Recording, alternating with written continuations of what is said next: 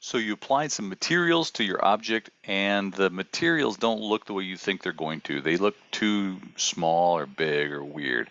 So how do you change the size of materials that you apply to your objects? As you can imagine, if you said, I'm going to put gold metal on there, you can't change the size of that.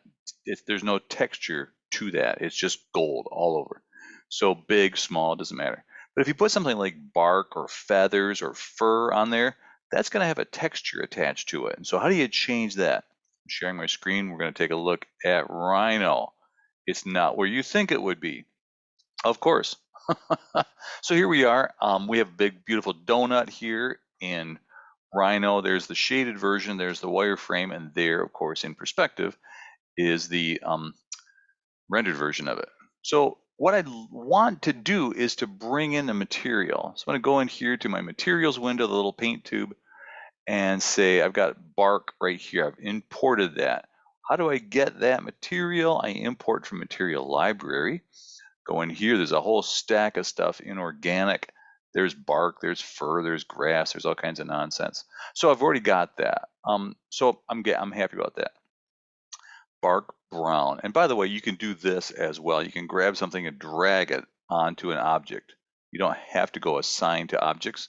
You can also go assign to objects, but you can also do drag and drop, which is kind of a handy thing. So there's my bark on my donut. Looks good, but I'm not crazy about how big it is. I'd like it to be smaller, a little bit more finely detailed.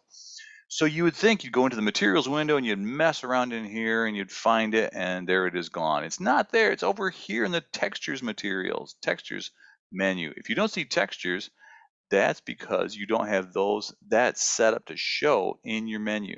So if you go down to the bottom here, underneath this little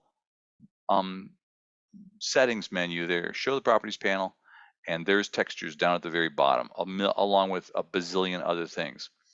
So once you get to textures and say, I want to mess with that, there's my bark right there. And there, my friends, there's the picture that it's using to make your texture. And there is the size.